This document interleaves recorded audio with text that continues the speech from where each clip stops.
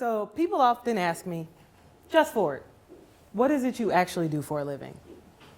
To which I reply, well, that's a loaded question. How much time do you have? So I'm going to give you all the short version. For the last 13 years, I've been a trainer and coach, both in sales and leadership, business to business and business to consumer, mostly in the mortgage industry. I love my job. I'm very thankful I get to do it, but I love the way I do it. My passion turned out to be helping others grow. Despite this fact, landing a job in sales and leadership was nowhere on my radar when adults used to ask me what I wanted to be when I grew up. Back then, I would have told you I wanted to go to the WNBA. Fun fact, I'm 5'6". Nonetheless, Spalding was my first love, so I look at my life through two lenses, on the court and off the court. On the court relates to my professional life. Off the court, my personal life. For a quick visual, my uniforms on and off are pretty similar. T-shirt, jeans, very basic shoes. But on the court, I like to throw on a blazer. It's like my superhero cape. See, I'm the same person either way, so my uniforms only vary slightly, like home and away jerseys. It's very human of me. When I first started in sales, one of the companies that I worked for taught us those sales don't just happen at work. We were encouraged to use our new skills in everyday life off the court. After putting this into practice for a while, I realized everyone is a salesperson. No matter what your role is, no matter what your title is, we're all playing on and off our own courts, and we're all selling while we're at it. One of my favorite female entrepreneurs once said to me, "Kid, 95% of business is people. The other 5% is just business." So we're going to take that measly little 5%, we're going to set it aside, and we're going to talk about the rest. So today, I like to sell all of you on two ideas. One, no matter who you are a salesperson. Two, the key to modern sales is practicing what I've coined as the good human method. So let's start by examining this idea of being a good human. What's it mean? What's the criteria? Well, being a good human in sales involves prioritizing honesty, empathy, and integrity in your interactions with customers while bringing no intentional harm. Well, being a good human in life calls for all the same traits, but instead of your customers, you're interacting with your friends, your family, your neighbors, your coworkers, and just other people in general. Now we're going to define harm. According to the Britannica Dictionary, harm is defined as something that causes someone or something to be hurt, broken, made less valuable, or less successful. There are different ways to harm people. Sometimes you don't see it happen, but that doesn't mean it didn't. See, we never know what kind of impact we're having on others when we sell, but it's important to recognize that we do, in our own ways, have an impact. And don't let the term sales throw you off here. Remember what we just discovered about ourselves.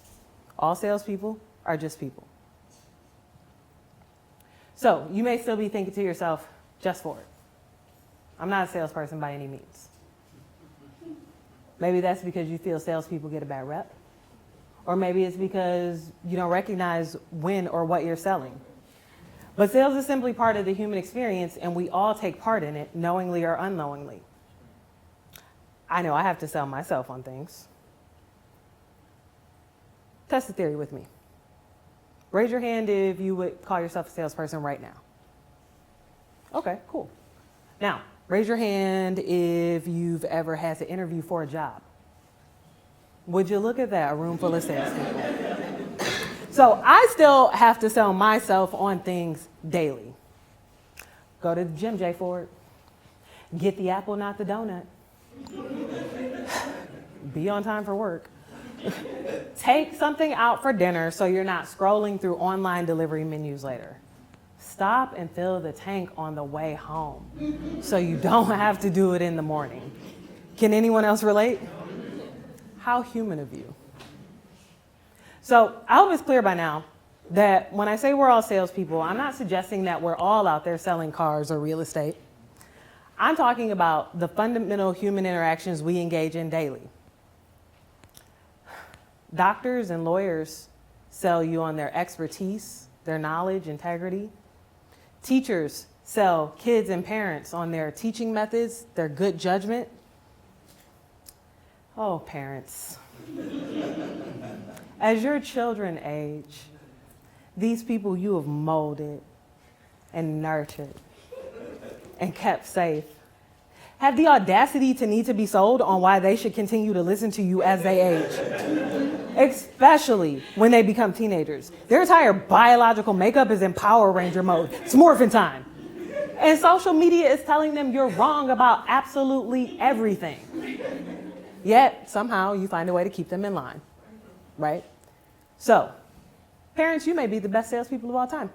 How human of you. And yes, we can sell people on the negative parts of our characteristics too.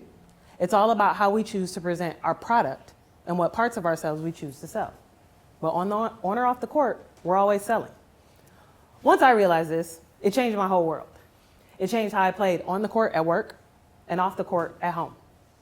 On the court, I became more focused, more intentional, more aware of the consequences of my actions and of those of the people I was coaching or training. Off the court, my friendships improved, my relationships grew deeper, and even my experiences with products and services I was buying improved. That makes the whole thing worth it, I'm telling you, okay? So, imagine how different our worlds would be if we all decided our sales strategy was to simply be a good human.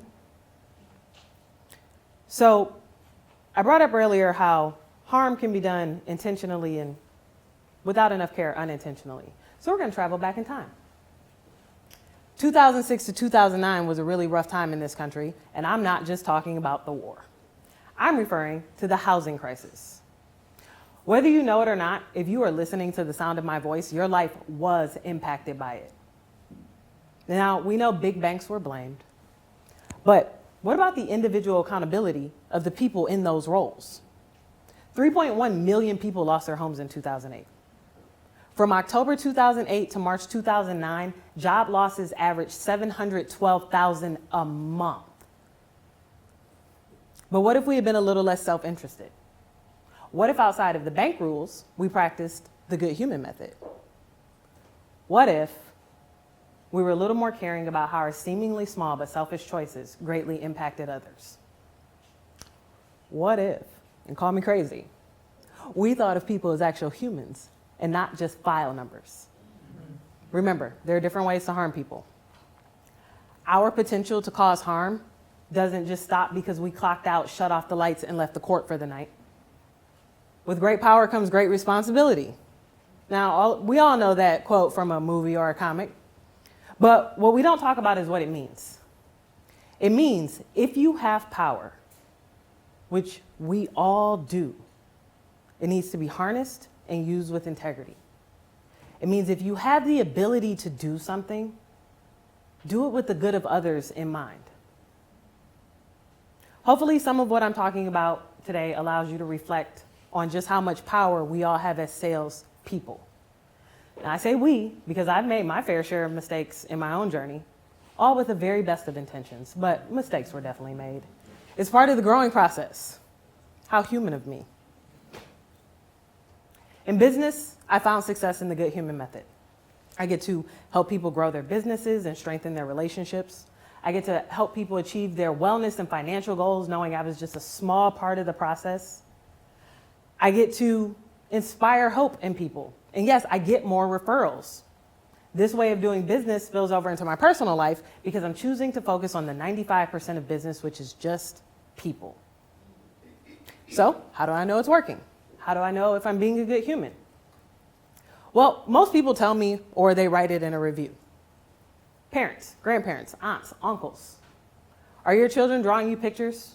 Do they run up to you with excitement and tell you they love you? They're leaving you a good review. How human of them. For those of you without the positive reinforcement of children in your lives, think about the small, nice things your friends and family say and do for you. They're leaving you a good review without knowing it. In our personal relationships, we look for people to be trustworthy, authentic, empathetic, patient, and respectful. We look for people to listen to us and offer us honest solutions, all while being made to feel like we are a priority. If you think about it, that sounds exactly like we want out of our salespeople too, right? Yeah, how human of us. The good human method is about leaving on that part of you that says in every interaction, business or personal, on the court or off the court, be good to people as if your livelihood depended on it. More often than you realize, it does. So when I say you're a salesperson, it's a testament to your ability to influence, inspire, and create positive outcomes. It's about the impact you have on the people around you, knowingly or unknowingly, through the art of communication. It's a role we all play in one form or another as we navigate the complexities of human relationships and decision making. It doesn't matter what your role is, what title you hold, or what your position is in life. You can always control your integrity. It's a choice. We all have the power to make or break relationships, to help or harm in the way that we choose to engage with one another and the parts of ourselves that we choose to sell. So, from the cool teacher to the attentive doctor, from the fun, respected neighborhood parent or the coach who changed a life, no matter who you are a salesperson. If nothing else remains with you after I walk off this stage, I hope that what I've said allows you to rethink how you interact with people throughout the day and how you choose to sell. I hope you go forth and choose to make those sales as good humans.